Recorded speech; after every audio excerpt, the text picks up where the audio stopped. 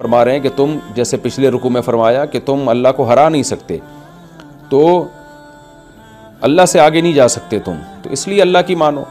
और जो लोग भी अल्लाह की आयत का इनकार कर रहे हैं ना, अल्लाह को हरा नहीं सकते, अल्लाह ताला ने उनके लिए दर्दनाक अजाब तैयार करके रखा है। वल्लदीन कफरू भी आयातिल्लाही, जो अल्लाह की आयत का इनकार करते हैं और उसकी मुलाकात का, ये लोग हैं जो अल्लाह की रहमत से मायूस हैं। यानी हकीकी मायूस यही लोग हैं, वो होना भी चाहिए इनको, क्योंकि इनको कुछ भी नहीं मिलेगा। वउलाइका लहुम अज़ाबुन अलीम, और इन लोगों के लिए दर्दनाक अजाब है। तो ये और इस टाइप की सारी बातें हज़रत इब्राहीम अलैहिस्सलाम ने अपनी कौम को समझाई। तो जब समझाई हैं तो कुरान क्या कहता है, फ़मा कान जवाब कौमिही, कौम का जवाब नहीं था सिवाय इसके उक़्तुलूहु औ हर्रिक़ूहु। आपको पता है कि आपके पास जब दलाइल नहीं होते तो धमकियों के अलावा आपके पास और कोई रास्ता सामने वाले को खामोश कराने का नहीं होता। तो कौम जवाब में कहने लगी उक़्तुलूहु, इसको कत्ल कर दो, औ हर्रिक़ूहु, या इसको जला दो, फ़अनजाहुल्लाहु मिनन्नार, अल्लाह ने आपको आग से बचा लिया। इसमें बड़ी बड़ी निशानियाँ उन लोगों के लिए जो ईमान लाना चाहते हैं। और इब्राहीम अलैहिस्सलाम ने यह भी कहा था अपनी कौम से कि तुम जो बुतों की इबादत करते हो, इन्नमत्तखज़्तुम मिन दूनिल्लाहि औसाना मवद्दत बैनकुम फ़िल हयाति दुनिया, तुम्हारी जो आपस में दुनिया में मोहब्बत है ना, इस मोहब्बत की बेस पे बुतों को पूजते हो, कल्चर की बेस पे, कल्चर को फॉलो करना है, क्योंकि हमारी परंपरा है, हमारे चचा मामू खाला ताए कबीला सब यही काम करता है, हमारे इर्द गिर्द सारे बुत परस्त हैं। ये तुम्हारे पास इसके बरहक होने की दलील नहीं है। रिश्तेदारी छोड़ना, रिश्तेदारी तोड़ना बहुत मुश्किल है तुम्हारे लिए ऐसे मौके पे, तुम इस बेस पे कर रहे हो ना, तो ये भी बड़ी कमज़ोर बेस है। वजह उसकी क्या है, सुम्मा यौमल क़ियामति यकफ़ुरु बाज़ुकुम बिबाज़, क़यामत के दिन तुम एक दूसरे का इनकार करोगे। आज जिनकी मोहब्बतों में खुदा को, अल्लाह को नाराज़ कर रहे हो ना, कल इन्हीं से दस्तबरदारी का ऐलान करोगे, इन्हीं को लान तान करोगे तुम। वयलअनु बाज़ुकुम बाज़ा, और तुम में से बाज़ को लान तान कर रहे होंगे कि तेरी वजह से मैंने ये किया, तुझ पर खुदा की लानत, तेरी वजह से मैंने ये किया, वो आपको कह रहा होगा। तो ये मोहब्बत तो वैसे ही दुश्मनियों में तब्दील होने वाली है। वमाअवाकुमुन नार, और तुम सब का ठिकाना जहन्नम की आग होगी और तुम्हारा कोई मददगार नहीं होगा। आज तुम बाप दादा के, चचा मामे के और अपने दोस्तों के कहने पर जो बुराइयां कर रहे हो, तो ये कल तुम्हारी मदद नहीं कर सकते। किसी की समझ में बात नहीं आई, इब्राहीम अलैहिस्सलाम के वालिद तक ने ईमान नहीं लेकर आए, लेकिन इब्राहीम अलैहिस्सलाम के भांजे लूत अलैहिस्सलाम वो इब्राहीम अलैहिस्सलाम पर ईमान लाए। वक़ाल इन्नी मुहाजिरुन इला रब्बी, और इब्राहीम अलैहिस्सलाम ने कहा कि अब मैं अपनी कौम से मायूस हो चुका हूँ, यहाँ रहने का फ़ायदा नहीं है, ये मुझे जला देंगे, हलाक कर देंगे। तो अल्लाह ने हुक्म दिया आप इस इलाके को छोड़कर चले जाएँ। पैगम्बर कभी भी अपनी बस्ती अल्लाह के हुक्म के बगैर नहीं छोड़ते। यूनुस अलैहिस्सलाम ने ये समझ के छोड़ दी थी कि शायद इसकी अल्लाह इसी में राज़ी हो, लेकिन उनसे ये इज्तिहादी गलती हुई थी। उसकी उनको एक वक्ती तौर पे सज़ा मिली कि मछली के पेट में गए। तो इससे पता चलता है कि पैगम्बर ये काम, उनको इसकी परमिशन नहीं होती कि भाई जब तक अल्लाह ऑर्डर नहीं दे रहा आपने यहीं तबलीग करनी है। लेकिन जब अल्लाह ने ऑर्डर दे दिया कि अब ये लोग ईमान नहीं लाएंगे और आपको कत्ल की कोशिशें ही करेंगे, तो इब्राहीम अलैहिस्सलाम ये इस ज़मीन को छोड़कर चले गए। तो अल्लाह ने इसमें आपको, तो इब्राहीम अलैहिस्सलाम ने फरमाया मैं अपने रब की तरफ जा रहा हूँ, वो ज़बरदस्त गालिब है और हिकमत वाला है।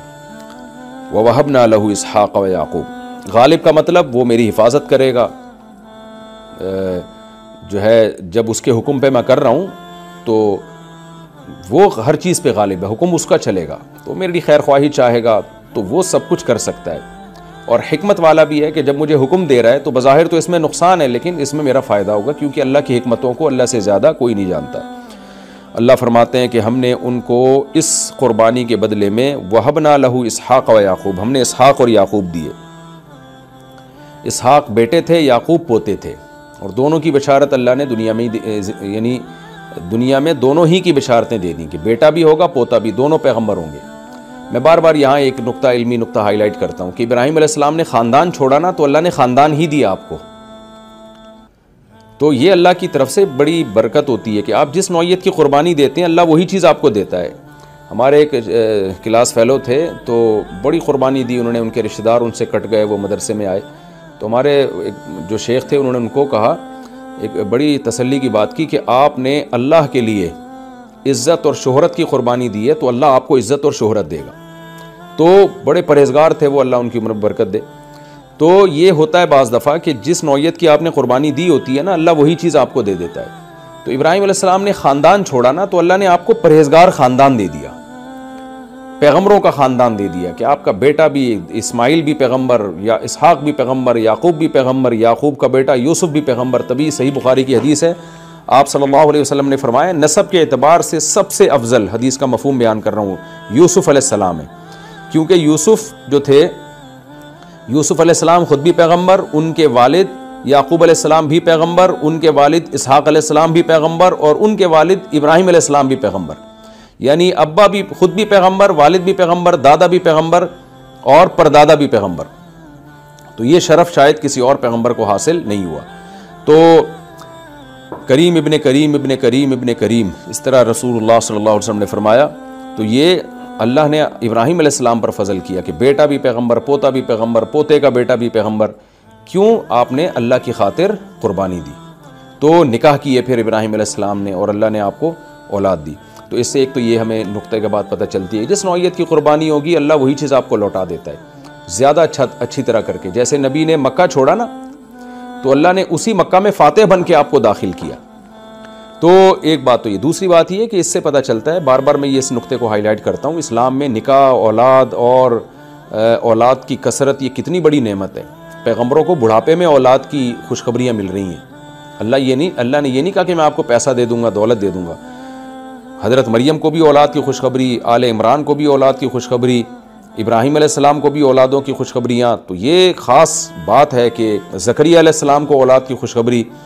तो अल्लाह की नज़र में औलाद बहुत बड़ी नेमत है, जिस औलाद को रोकने का आज फैमिली प्लानिंग वाले हमें हुक्म दे रहे हैं। क्योंकि ये जिन तहरीकों के, इनके पीछे जो तहरीकें हैं वो कुरान और सुन्नत को नहीं मानते, अल्लाह रसूल पैगम्बरों को नहीं मानते, वो मादा परस्त लोग हैं। वो समझते हैं कि दुनिया में बच्चे ज़्यादा आ गए तो हमारे हिस्से की रोज़ी खा लेंगे, रोज़ी के ठेकेदार वो ख़ुद बने हुए हैं। तो ये चीज़ें कुरान और सुन्नत के ख़िलाफ़ हैं।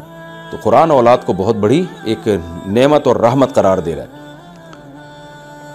तो अल्लाह ताला फरमाते हैं कि हमने उनको हिबा कर दिए इसहाक और याकूब, और हमने उनकी ज़ुर्रियत में नबूवत जारी कर दी। वल किताब, और किताब से इसमें जिन्स मुराद है, एक किताब नहीं, यानी नफ्स किताब।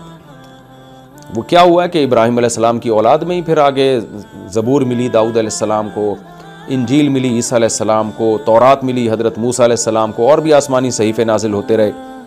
तो हमने इन्हीं की ज़ुर्रियत में नबूवत और किताब को जारी कर दिया। यही वजह है कि उसके बाद जितने पैगम्बर आए हैं सारे इब्राहिम अलैहिस्सलाम की औलाद में आए हैं। बहुत बड़ी कुर्बानी थी इब्राहिम अलैहिस्सलाम की। वातैनाहु अजरहु फी दुनिया, हमने इब्राहिम को दुनिया में भी अजर दिया। दुनिया में अजर क्या?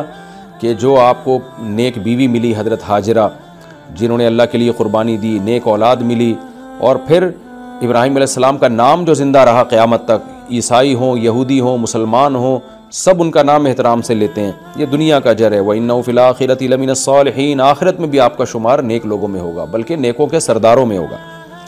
लूतन इज़ क़ाल लिक़ौमी, लूत का भी तज़किरा कीजिए। मैंने बताया ना ये, क्योंकि इस सूरत के शुरू में अल्लाह ने बताया कि तुम्हें आजमाइशों में डाला जाएगा और आजमाइशों में तुमने सब्र करना है। तो अल्लाह पिछली उम्मतों के वाक़यात इसलिए बयान कर रहे हैं कि देखो इन लोगों ने कैसी कैसी आजमाइशें उठाई हैं, तो इनको दुनिया में भी अजर मिला, आखिरत में भी।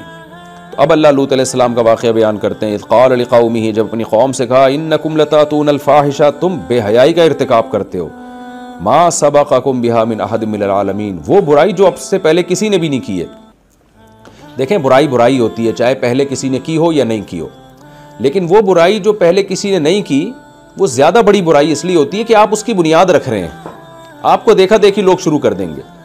तो बार बार जो लूत अलैहिस्सलाम अपनी कौम को कहते थे ना, हमेशा जब भी ये वाक़या आया है तो लूत अलैहिस्सलाम ने ये कहा, वो कर रहे हो जो पहले किसी ने नहीं किया। इससे दो मकसद होते हैं। एक मकसद तो ये कि तुम बड़े मुजरिम हो क्योंकि तुम इस बुराई की बुनियाद रख रहे हो दुनिया में। दूसरी बात ये कि ये तो नेचर के बिल्कुल खिलाफ है। इंसान से ज़िना अगर होता है तो उसमें ये कहा जाएगा कि इसका तरीका गलत है औरत के पास जाने का। मर्द की रग़बत औरत की तरफ ये नेचुरल है, ये कोई इंसान के गंदे होने की अलामत नहीं है। और औरत की मर्द की तरफ रग़बत ये नेचुरल है, ये कोई औरत के गंदे होने की अलामत नहीं है। हाँ, उसका एक तरीका रखा है कि भाई एक तरीका है, गधे घोड़ों की तरह मत जाओ बल्कि निकाह करके जाओ। जैसे रोटी देख के भूख लगना ये नेचुरल है। अब चोरी करके खाते हो बुरा अमल है, हलाल तरीके से ख़रीद के खाते हो जायज़ अमल है। यही निकाह और ज़िना में फ़र्क है। लेकिन इतनी बात बहरहाल है कि ज़िना हो या निकाह हो, औरत की तरफ रग़बत ये नेचुरल है। तो इसलिए ज़ानी को ये नहीं कहा जाएगा वो जुर्म कर रहे हो जो पहले किसी ने किया ही नहीं है। भाई ये तो पहले भी लोगों से हुआ है ये काम, जिनको सज़ाएँ मिली हैं और उनको हुदूद जारी की गई हैं, कुछ को के मामले पे अल्लाह ने पर्दा डाला, उन्होंने अल्लाह से गिड़गिड़ा के तौबा कर ली, अल्लाह ने माफ़ कर दिया। कुछ को अल्लाह आखिरत में, जिन्होंने तौबा नहीं की, आखिरत में अल्लाह सज़ा दे के बख्श देगा, उनको जहन्नम की आग में डालेगा, फिर बख्श देगा सज़ा देने के बाद।